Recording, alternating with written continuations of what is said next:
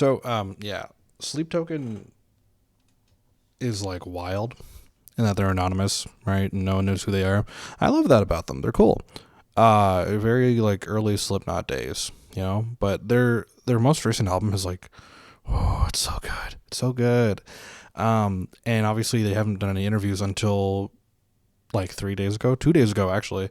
The drummer of Sleep Token, did an interview with Drumeo out in British Columbia, and did some playthrough videos, talked about like technique and influences and stuff, and it was really really cool.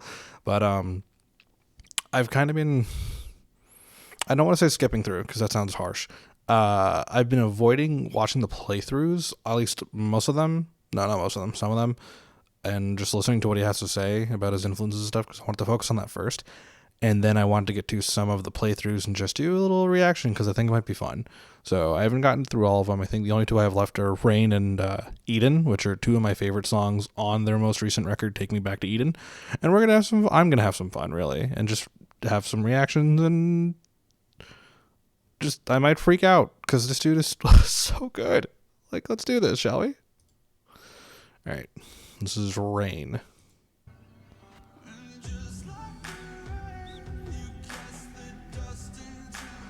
So one thing I really love about his kit setup is the amount of colors he has on it, right? So he has all these different cymbals, not a lot of skins, only two rack toms and a floor tom, but he has all these cymbals to use for color, and then he has a pad on his side, and then just a bunch of triggers to handle everything else, which I think is sick. It really allows him to mess around with things and orchestrate things in such a wild way. So obviously Rain has this electric thing, and then this, I love this intro so much. Wait for it.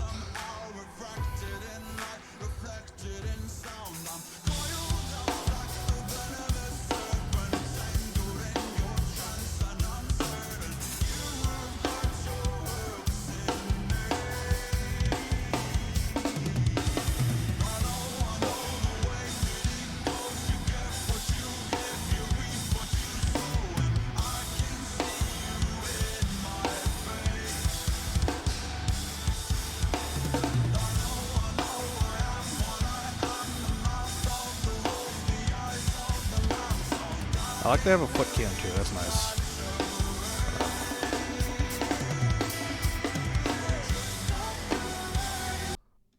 And just like the Rain, except this has nothing to do with Rain, it has to do with drums.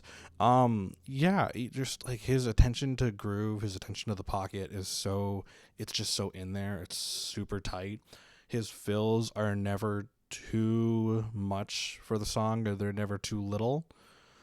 And sometimes less is more when it comes to playing a drum fill, but two has some way of playing that, like, man, like everything he does is very tasteful to the song, and it's always pushing the idea forward rather than dragging it back, which I really appreciate. And just like other little things, this is more a production thing too, and I know Drumeo has like Drumeo level production for when they have drummers on, but I've heard it on like live recordings at like a drum cam that Two's put up and stuff like that.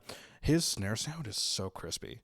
It's just like, it's not too fat, just like per se, but it's got that roundness to it. It just like hits you right in the gut.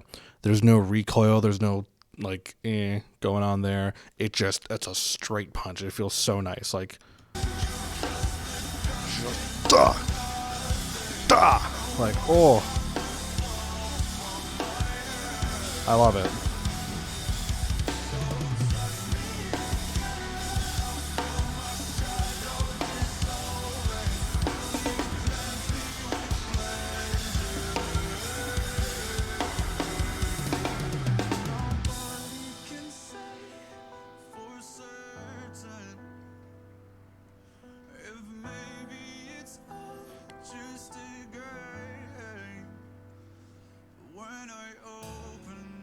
It was a simple little ride hit.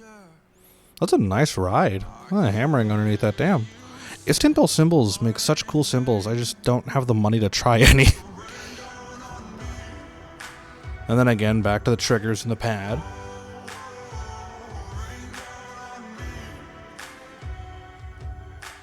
Oh, in this case, it's not even the pad. It's just two different triggers he has there. Interesting. Okay. The placement of them too is such a like great place for both of them. I mean, you know, being a drummer, like everything we do needs to be to our like comfortability level for when we move around, and just like oh.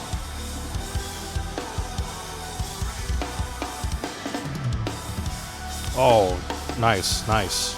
Yeah, like, again, going back to the whole thing about orchestration, Two's color choices and, like, movement is it's just clean.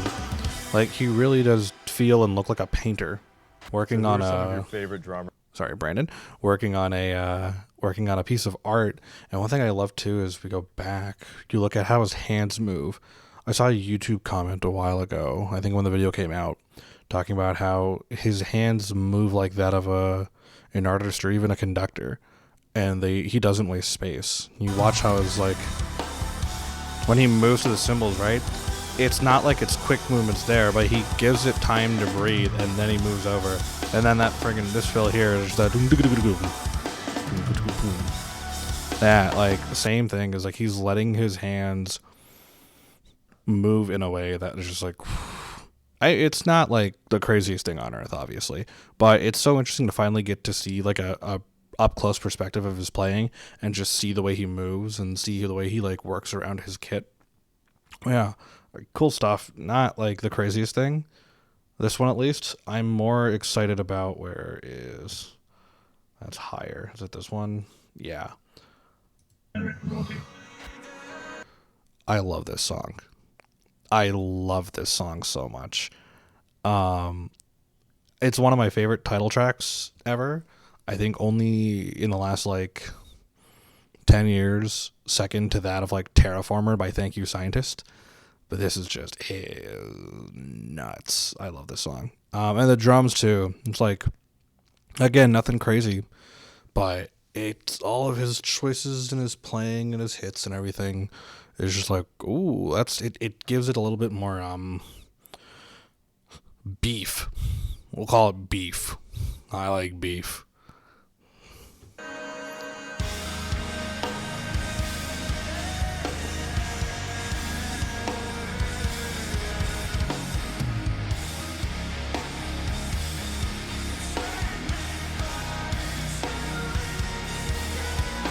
I love that Brandon's wearing a Sleep Token hoodie. I love that. Another thing just Drumeo related to is like all credit to Brandon, Jared, and the whole Drumeo team for everything they do for drum education. It's really pushed the needle forward, and which has been awesome. And music education in general, really. But I was just thinking about this. Something with Two's playing, and a lot of musicians have sort of like a tell of how you know it's them. Like there's a little lick they do if you're a guitar player or whatever. Like there's a fill they do, you know. With drummers, it's like the way they play, the way they hit their snare, the way they approach like a cymbal. That's kind of their tell. And Two's got like my favorite tell, or like one of my more fun tells of offbeat cymbal hits as embellishments. He does that all the time, everywhere in the Sleep Token songs. You can hear it. And I think it was the Drumeo video they did with Grayson the Crewman a while ago, where it was the whole as part of that series they do where it's like drummer hears something for the first time and has to learn it. And I think in like there's a bit in that video, it's that or the Chris Allison one maybe, but it's them in the back in the control room while Grayson's figuring it out and playing, and starts doing like the offbeat cymbal hits anyway. And someone in the control room, I think, was joking like that's Two's whole thing is just offbeat cymbal hits. So like it's fun when you start picking up those little tells. But let's keep going. Again, foot cam, and it's gone. Oh, nice little splash hit there. That's a big ass splash. Damn. Dong, dong, dong, dong. I was very much obsessed with the gospel style of playing. Yeah, that checks out. I spent most of my early adulthood studying players. I love that they did this. I love that they're doing that. Where like obviously there's breaks in between, so they have parts of the interview go. Awesome.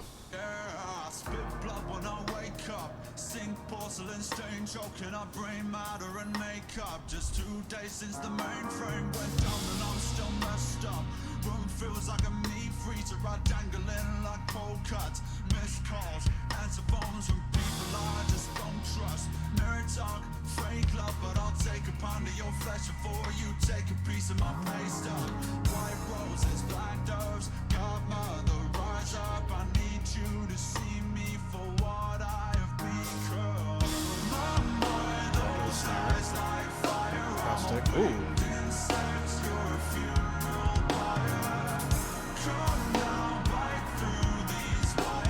But I find I've kind of grown to learn this more as I start doing like session work and stuff about stick placement when you hit a drum, especially with a snare drum. And like, you know, you always try to aim dead center to get that consistent sound.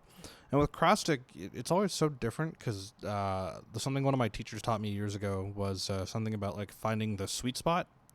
And it really differs with everybody, but it's always fun to watch drummers sort of move their stick like up and down the rim to find like a sweet spot, or just move their hand around just for convenience sake. But no. Oh. A little fun little lick.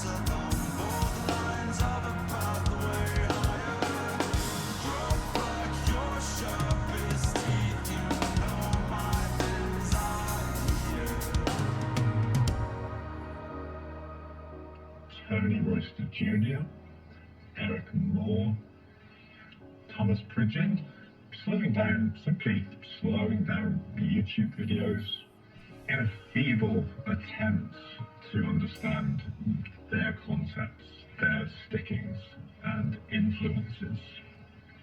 These days, I would describe my playing style as a mixture of that signature Abe Cunningham Deftones inspired heavier sort of grooving with a linear style gospel influence.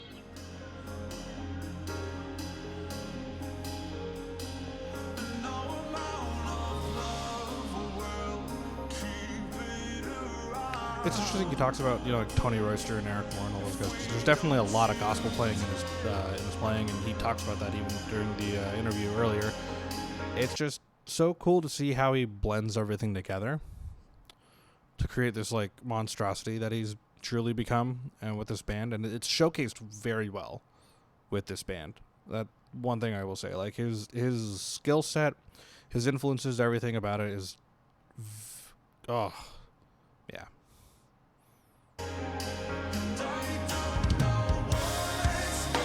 With some beefy toms. Man, that's that snare hit, man. Crack. Oh.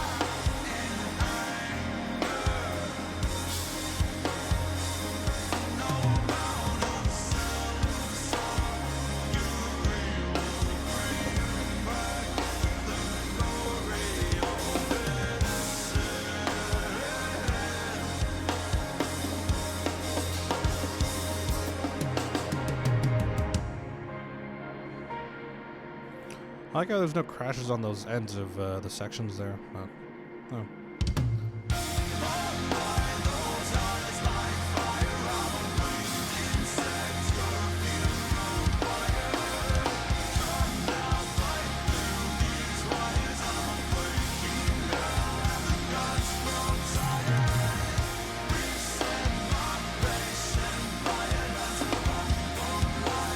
Seeing like what I was talking about earlier with like how the way his hands move, it's like they're floating. That's like so cool. It's like they're just floating almost as he's moving from part to part.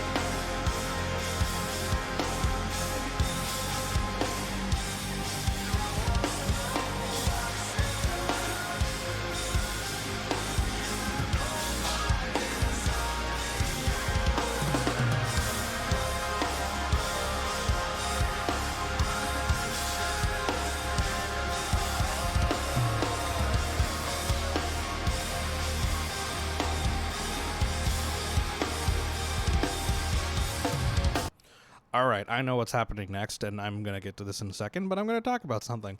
Is that the way, like, watching from the behind the kit perspective when they show those in the video, a lot of his movements remind me of Jonathan Moffat, Sugarfoot.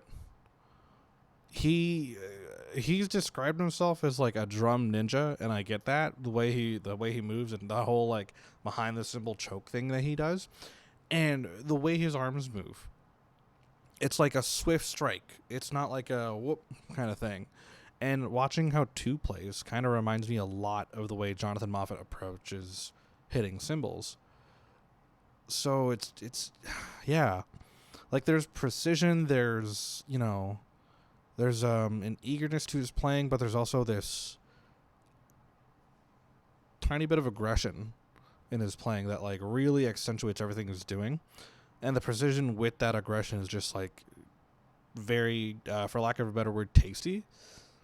Yeah, I don't know. Anyway, my favorite part of this song. Actually, it's the part before this was my favorite part of the song. This is my other favorite part of the song.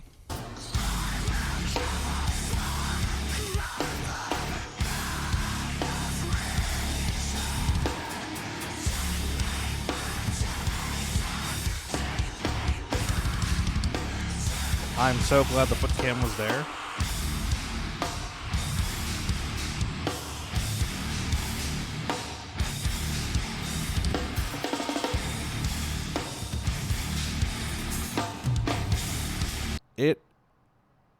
When drummers do these kinds of things, I love it so much because they give so much more to what is a very stable part. It's just chugs at the end, man. It's just do do do do. Because you could just, do do ga do do do da do do do da do do do. You could just do that the whole time, just 2 and 4, just hard, just aggressive backbeat kind of thing. But the way like two's ideas within that, if you think about it like this, like this is sort of the outline of the part. So there's the chugging here, and all of this is what 2's doing. So we put that all together, right? It's intertwined like that, and then it just becomes this like web of what the fuck is going on.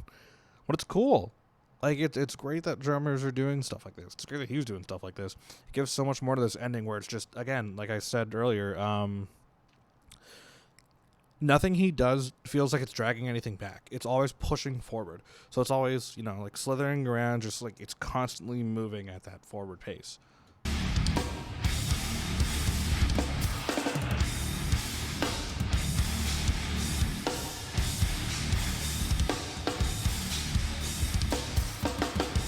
Are they gonna end it like they do live? Oh no, he's just fading. Okay.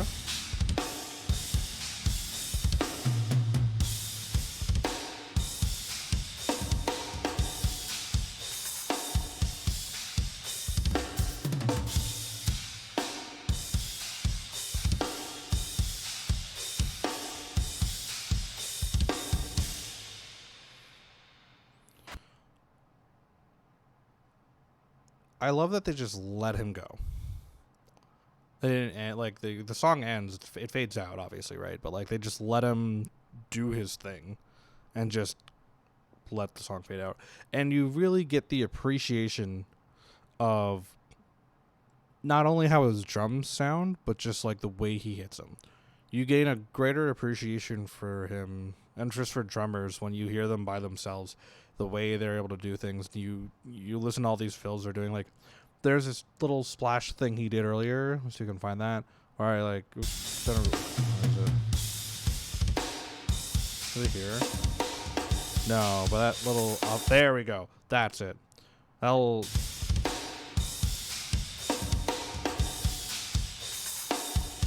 Suck it. All right. It's like a 16th note kind of thing, if I'm thinking about it. If you're thinking about it as a halftime breakdown, which I think is really the way to think about it, where the snare's crashing on 3, bang, hitting on 3, right? So if you're thinking about it as like 4, 1, 2, 3, 1 and 2, 3 and 4 and 2, 3 and 4 and 2 and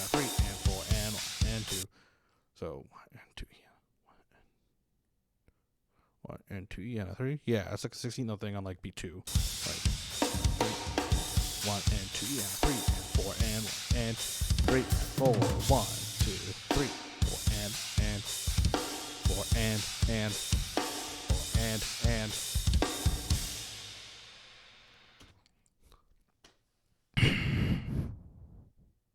this dude's a monster.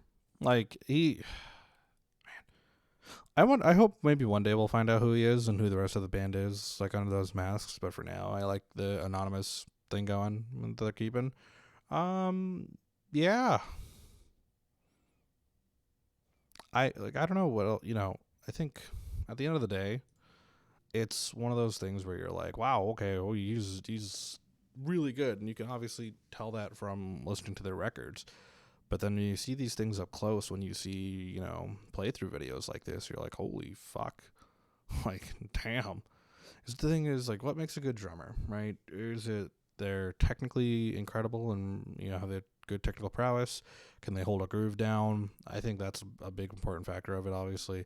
And he kind of checks off all the boxes. Not kind of, he does check off all the boxes. Like, yeah. Hey, kudos to you, too. I don't know who you are, but I know you're not Chris Allison from Plenty. So, whoever you may be, keep doing you, man. You're just fucking... Oh, he's so good. I'm going to go practice. That's what I'm going to do.